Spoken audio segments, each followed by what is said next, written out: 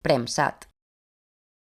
A les premses contínues s'aixafava el raïm per acabar d'extreure el most que es podia destinar a vi.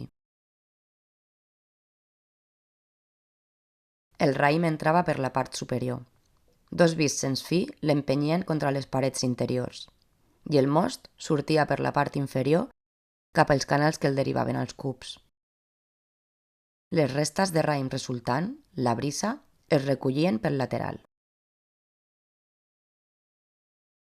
Les premses eren activades pel moviment rotatori d'un embarrat de politges, mogut al seu torn per un motor elèctric.